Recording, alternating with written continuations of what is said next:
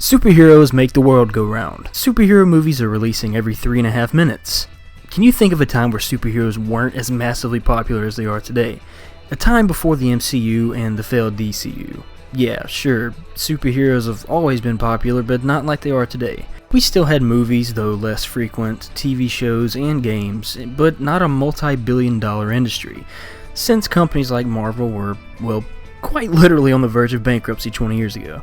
What I'm saying is, no matter when you were a kid, superheroes played a big part in your life. And if you were born in the 90s, they were probably Spider-Man, the X-Men, Batman, or Superman. In my case, the first superhero that I was exposed to was Spider-Man via the animated series.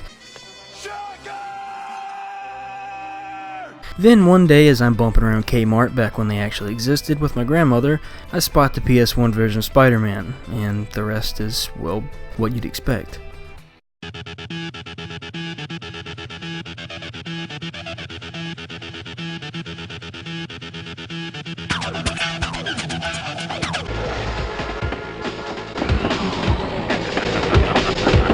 I played the absolute shit out of this game throughout the years, and I still consider it to be one of my all-time favorite games. I think fondly about its fun gameplay, awesome boss fights, and its soundtrack, along with the dynamic between characters like Spider-Man and Venom. Here it is, the records room. Surf the web, surf the web. Shut up, Brock, we don't have time. But it's time to take off the rose-tinted nostalgia goggles. Is Spider-Man for the PS1 the ultimate web-swinging, wall-crawling, action-packed experience that I remember it being? In short, no. But also yes. One thing's for certain, the game has aged pretty well, if I had to say so. Well, maybe not a few things graphically. Seriously, Mary Jane and Black Cat have the exact same character model. And what the fuck is up with the Punisher? Guy looks worse than OG Max Payne. Seems like everybody else looks better because, well, they wear a mask. Spider-Man is your very typical 3D platformer in every way, down to the really bad camera and half-baked, shitty puzzle-oriented levels. It's more polished than most games like it, and exhibits a charming and really nice-looking world tailored just for Spider-Man. Jumping from platform to platform is different than usual this time around. Instead of double jumping, you web swing between buildings or within indoor structures. Instead of hanging onto ledges you barely make it to, you can crawl on every surface. Spider-Man's levels are interesting, being more spacious with platforms that are more isolated. Sadly, most of the game takes place on rooftops, as the ground below is covered in this toxic gas as part of the story. This isn't too terrible of a thing though, since most of the rooftop levels are entertaining to swing through despite how empty they can be. Level design is really linear with your point A to point B structure. And as I said before, the camera can get really fucky, specifically in certain levels. The first thing that comes to mind is this sewer level where you have to switch to a, I guess, precision web aiming mode so you can swing between some really narrow ass pillars. Pillars? What the Pillars. Okay. I spent entirely too long wrestling the camera and ultimately dying the first time I tried this part, but managed to have an easier time the second go around. And sometimes Spidey doesn't want to move correctly. When trying to move around on more narrow platforms, the game's clunkiness is exposed.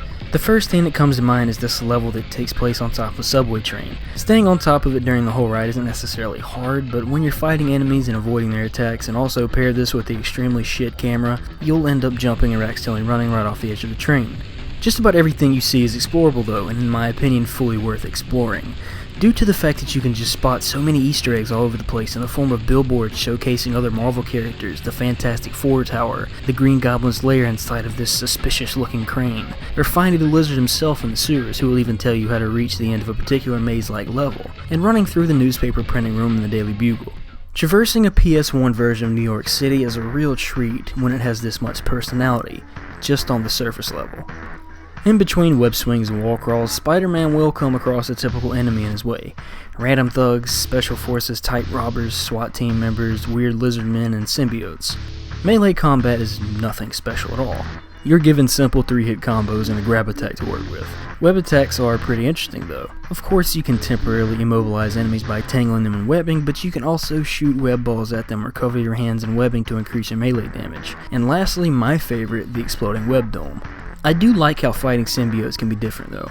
Melee works just fine against them, but they hit pretty hard, so keeping your distance is best. However, standard web attacks don't work against these alien creatures, so you'll need to find the symbiote-specific magnesium web cartridges that will make fighting symbiotes comedically easy.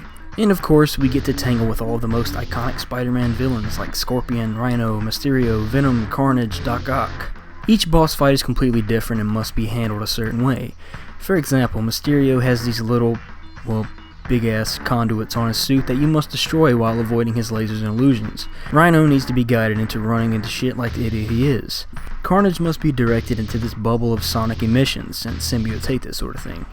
The highlights of this game happen to be Spidey's regular use of his trademark quips and the levels that are Spider-Man specific. Everything else can be done in any other platformer game, but shit like swinging from building to building and crawling up burning walls while on the run from a police helicopter that for some strange ass reason has guns is something that only Spider-Man can do. Chasing Venom through what seems to be an occupied apartment building, only to fight him afterwards and take a free fall through the deepest manhole in the universe is shit that only Spider-Man can do. And let's not forget what was probably the most frightening thing from anyone's childhood who has ever played this game. Thankfully the game was so short, around 3 hours specifically. Otherwise it would have been a really repetitive game with not necessarily recycled levels, but segments of levels that all follow the same sort of structure. Normal filler-esque exploration type levels, short combat oriented levels, cool set piece levels involving chasing or running after something, followed by a boss fight. Do this loop about 3 or 4 times with a shitty puzzle type of segment thrown in every now and then, and you have Spider-Man. But since the game is so short, it's easy to overlook all of this. Except for everything involving the sewer. Sewer levels in video games always fucking suck.